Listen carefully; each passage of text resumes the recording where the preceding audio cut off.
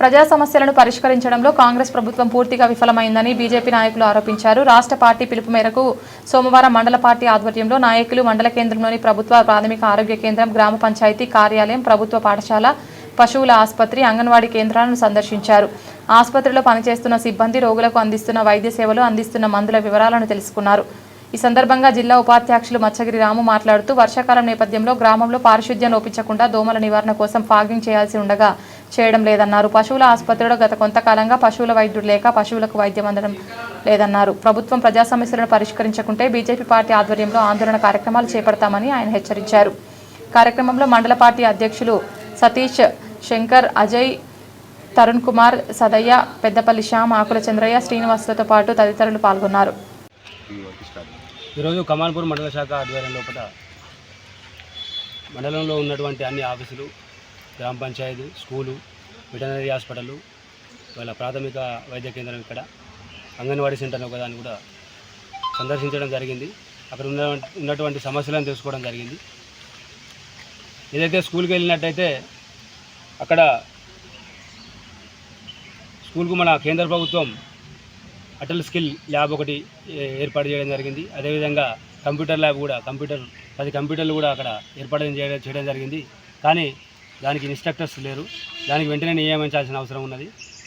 వాళ్ళు చెప్పిన దాని ప్రకారం ఒక 3 టీచర్స్ కూడా అవసరం ఉన్నది. వాళ్ళు త్వరలో వస్తారని చెప్తున్నారు. సాధ్యమైనంత తొందరగా ప్రభుత్వం ఆ స్కూల్కు టీచర్స్ను వెంటనే అలర్ట్ చేయాలి. అదేవిధంగా చూసినట్టయితే ఆ గ్రౌండ్ అనేది పిల్లలు ఆడుకోవడానికి గ్రౌండ్ అనుకూలంగా లేదు. దాన్ని ఇంకా మరింత చదువు చేసి పిల్లలు ఆడుకోవడానికి అనుకూలంగా మార్చాల్సిన అవసరం ఎంతైనా ఉన్నది. అదేవిధంగా వెటర్నరీ హాస్పిటల్ పోతే అక్కడ అది ఆ ఒక భవనం ఏదైతే ఉందో ఆ కిటికీలు సరిగా లేవు, ఆ గేటు సరిగా లేదు, గేటు లేనే లేదు. అదేవిధంగా అక్కడ కంపౌండర్ లేడు, ఒక కంపౌండర్ అనేది అలాట్మెంట్ లేదు. అదేవిధంగా ఇన్ఛార్జ్ డాక్టర్ చాలా కాలంగా ఇన్ఛార్జ్ డాక్టర్ వస్తున్నాడు. ఆయన ఒక రోజు వస్తున్నాడు, ఒక రోజు వస్తలేడు. దానివల్ల రైతులకు చాలా ఇబ్బంది అవుతున్నది. దాన్ని కూడా ప్రభుత్వం దృష్టిలో పెట్టుకోవాల్సిన అవసరం ఎంతైనా ఉన్నది. అదేవిధంగా అంగన్వాడీ సెంటర్కి పోయినప్పుడు కూడా అక్కడ వాటర్ ఫెసిలిటీ లేదంటున్నారు. అదే వెటర్నరీ హాస్పిటల్ కూడా వాటర్ ఫెసిలిటీ లేదు, టాయిలెట్ సరిగా లేవు. మహిళలు యూజ్ చేయాలంటే ఇబ్బందికరంగా ఉన్నది అక్కడ. కాబట్టి ఈ యొక్క ఇన్ఫ్రాస్ట్రక్చర్ అంతా ఏదైతే ఈ ప్రాబ్లమ్స్ ఉన్నాయో ఇవన్నీ సాల్వ్ చేయాల్సిన సమస్యలు చాలా ఉన్నాయి.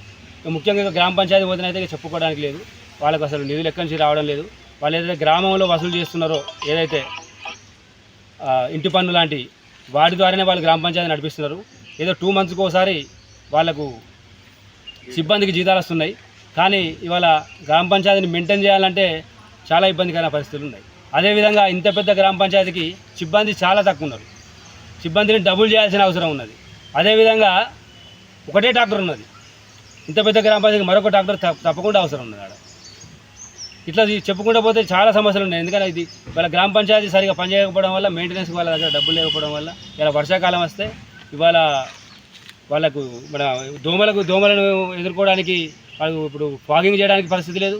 బ్లీచింగ్ పౌడర్ కూడా కొనే పరిస్థితిలో వాళ్ళు లేరు. ఇలా గవర్నమెంట్ హాస్పిటల్ ఇక్కడ కూడా స్టాఫ్ సరిగా లేదు, సరిపడలేరు. వీళ్ళందరూ కూడా బయట నుంచి వస్తున్నారు. ఈ యొక్క హాస్పిటల్ లోపల ఇవి ఇక్కడ క్వార్టర్స్ ఏవైనా నిరుపయోగంగా ఉన్నాయి. వాటిని మరమ్మతులు చేస్తారా లేకపోతే మళ్ళీ అవి తీసేసి కొత్తగా కడతారా, దాని గురించి ఆలోచించాల్సిన అవసరం ఉన్నది.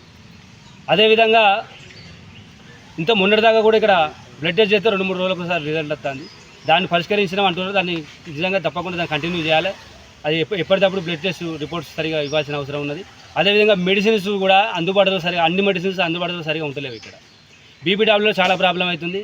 అదేవిధంగా ఏమైనా ఆయింట్మెంట్స్ అవసరం పడితే కూడా చాలా ఇబ్బంది అవుతుంది ఇక్కడ ప్రజలకు. సో దీన్ని డెవలప్ చేయాల్సి ఉన్నది. మొత్తంగా చూసినట్టయితే ప్రతి ఒక్క ఆఫీసులో కూడా సమస్యలు ఉన్నాయి. ఎందుకనంటే ప్రభుత్వం సరైన నిధులు కేటాయించడం లేదు. ఇప్పుడు చూసినట్టయితే ఒక మంత్రి గారు ఉన్నటువంటి నియోజకవర్గమే ఇట్లుంటే ఇక మిగతా నియోజకవర్గాల పరిస్థితి ఎట్లుంటుందో మీరు ఆలోచించుకోవచ్చు. మనమే అంటున్నాము ఇవాళ మన శ్రీధర్బాబు గారు ఇలా ఒక రాష్ట్ర ముఖ్యమంత్రి తర్వాత ముఖ్యమంత్రి అని మనమే చెబుతున్నాము. ఆయన ఈ నిధులు ఇవన్నీ సరిగా కేటాయించి ఈ యొక్క సమస్యలు పరిష్కరించకపోతే మరి వేరే నియోజకవర్గాల పరిస్థితి ఏ విధంగా ఉన్నదో మనం ఊహించుకోవచ్చు. కాబట్టి దయచేసి రాష్ట్ర ప్రభుత్వం ఇప్పటికైనా మీరు వచ్చి 2 years అవుతుంది. ఈ సమస్యలు చిన్న సమస్యలు, ఇవి కోట్ల రూపాయలు కాదు.